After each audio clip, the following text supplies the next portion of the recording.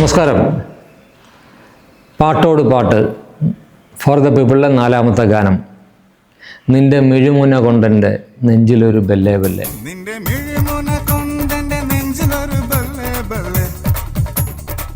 ആ പാട്ട് കേൾക്കുമ്പോൾ തന്നെ എന്താണ് ബെല്ലേ ബെല്ലേ, നിന്റെ മിഴിമുന കൊണ്ട് എന്നൊക്കെ തോന്നുന്നൊരു പ്രത്യേക ഒരു എന്താണ് ഫീൽ അല്ലെങ്കിൽ ഡിഫറൻസ് തോന്നാറുണ്ട് അല്ലേ.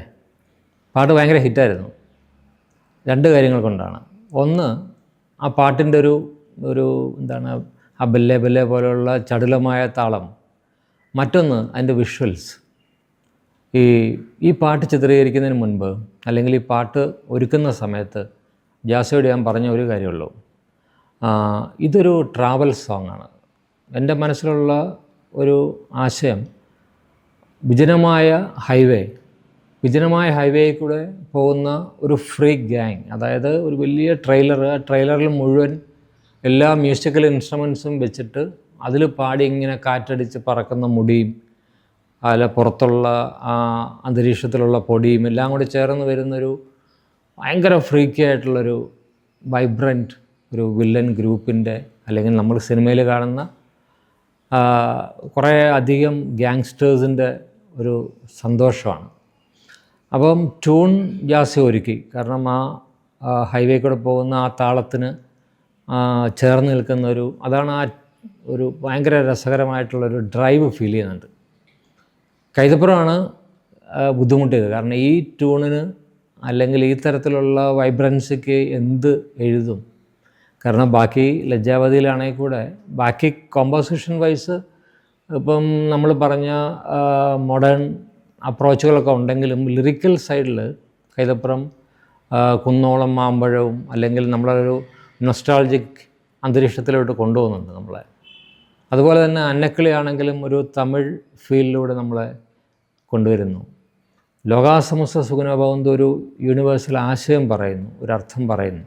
പക്ഷെ ഇവിടെ ഈ ഫ്രീക്ക് എക്സ്റ്റസിക്ക് അല്ലെങ്കിൽ ഇവരുടെ ഒരു ഡ്രൈവിന് എന്ത് ലിറിക്സ് എഴുതും. അങ്ങനെയാണ് കൈതപ്പുറത്തിനെ രക്ഷിച്ച വാക്കുകളാണ് ബെല്ലേ ബെല്ലേ എന്ന വാക്ക്.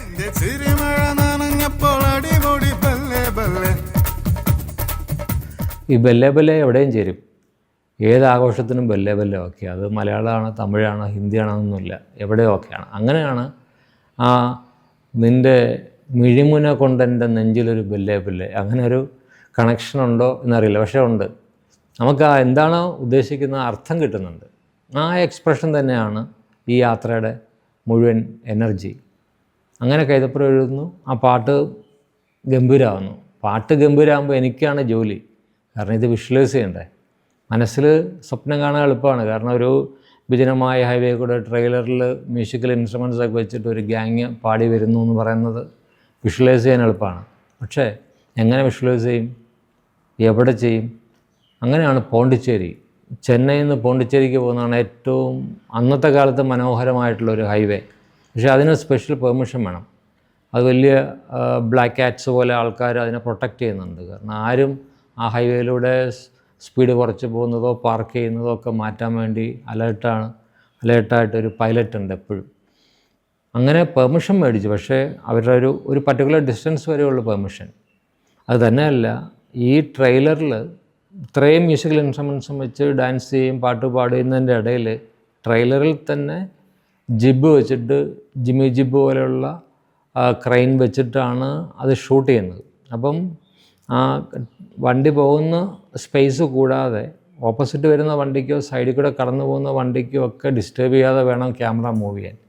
ഭയങ്കര റിസ്ക്കിയാണത്. അത് ഞങ്ങൾ ഷൂട്ട് ചെയ്യുന്നു. അതിന് 1-2 റിസ്കി പോയിൻറ്റ്സൊക്കെ ഉണ്ടായിരുന്നു. കാരണം ട്രാഫിക്കിൻ്റെ കാര്യത്തിൽ നമുക്കൊന്നും ചെയ്യാൻ പറ്റില്ല. ട്രാഫിക്ക് നിലനിൽക്കെ അല്ലെങ്കിൽ ട്രാഫിക്ക് മറ്റു വണ്ടികൾ പോകുമ്പോൾ തന്നെ ഇത് പോയിക്കൊണ്ടിരിക്കുമ്പോഴേ ഉള്ളൂ അതിന് ഒരു എനർജി കിട്ടുള്ളൂ. അല്ലെങ്കിൽ നമ്മൾ മാത്രമുള്ളൊരു സ്ഥലം എന്ന് പറയുമ്പോൾ ക്രിയേറ്റഡ് ഫീൽ ഉണ്ടാവും. അങ്ങനെ അതിൻ്റെ ചിത്രീകരണം ഒറ്റ ദിവസം കൊണ്ടാണ് ചിത്രീകരിച്ചത്. അതിപ്പോൾ ഫോർ ദ പീപ്പിളിലെ അന്നക്കിളിയും അല്ലെങ്കിൽ ലജ്ജാവതിയൊക്കെ ഓരോ ദിവസമാണ്.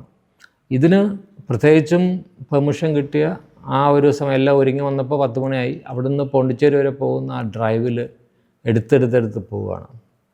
അതിൻ്റെ ഒരു മൊമെൻ്റ് ഞാനിപ്പോഴും ഓർക്കുന്നുണ്ട്. ഞങ്ങളെല്ലാം ഈ ട്രെയിലറിൻ്റെ മുകളിൽ നിൽക്കുകയാണ്. ക്രെയിൻ ഇങ്ങനെ ഈ ഒരു ഷോട്ട് കഴിഞ്ഞ് അടുത്തതിന് പ്രിപ്പറേഷൻ നിൽക്കുമ്പോൾ ഈ ക്രെയിൻ തന്നെ പൊങ്ങിയിട്ട് മുകളിൽ ഇങ്ങനെ ഒരു ഇലക്ട്രിക് ലൈൻ പോകുന്നുണ്ട്, ഭയങ്കര പവർഫുള്ളായിട്ടുള്ള അതിലേക്ക്. അപ്പം ജസ്റ്റ് അത് തൊടുന്നതിന് മുൻപ് ആരോ കണ്ട് ക്രെയിൻ താത്തു. അല്ലായിരുന്നെങ്കിൽ അത് മുഴുവൻ ഈ ഒരു ട്രക്കിൽ മുഴുവൻ ഇരുമ്പിൻ്റെ ഇതല്ലേ, എല്ലാവരും ഷോക്കടിച്ച് തീരേണ്ടതാണ് ആ ഒരു മൊമെൻറ്റ്. കാരണം അതൊക്കെ ജസ്റ്റ് എസ്കേപ്പാണ്. അങ്ങനെ സിനിമയിൽ പലപ്പോഴും പല സമയത്തും ഉണ്ടാകാറുണ്ട്, പക്ഷേ ഇത് പ്രത്യേകിച്ചും മറക്കില്ല. അങ്ങനെ പോണ്ടിച്ചേരി വരുന്നു. പോണ്ടിച്ചേരിയിലെ കുറേ ചുവന്ന മണ്ണുള്ള കുറേ ഏരിയ ഉണ്ട്, അവിടെയൊക്കെ ഷൂട്ട് ചെയ്യുന്നു. ഒരു ത്രില്ലിങ് എക്സ്പീരിയൻസ് ആയിരുന്നു. ഫോർ ദ പീപ്പിൾ സിനിമയെക്കുറിച്ച്, അതിൻ്റെ 4 പാട്ടുകളെക്കുറിച്ച് പറയുമ്പോഴും ഞാൻ വീണ്ടും കൺക്ലൂഡ് ചെയ്യുന്നത് ഒരു സിനിമയുടെ വിജയം മാത്രമല്ല, പാട്ടുകളുടെ വിജയമാണ്. സിനിമ തീർച്ചയായും വ്യത്യസ്തമാണ്, യുവാക്കളെ ഒരുപാട് ഇഷ്ടപ്പെടുന്നതാണ്. പക്ഷേ അതിലെ പാട്ടുകളുടെ സാന്നിധ്യം, പ്രത്യേകിച്ച് നമ്മളുടെ പാട്ടോട് പാട്ട് എന്ന ഈ പ്രോഗ്രാം, അതിലൂടെ ചർച്ച ചെയ്യാൻ ഏറ്റവും നല്ലത്, തുടങ്ങാൻ നല്ലത് ഫോർ ദ പീപ്പിളിൻ്റെ പാട്ടുകളാണ്. ഇനിയും എൻ്റെ അനവധി സിനിമകളുണ്ട്. ആ സിനിമകളിലൊക്കെ പാട്ടുകളുമായിട്ട് വീണ്ടും കാണാം. നന്ദി, നമസ്കാരം.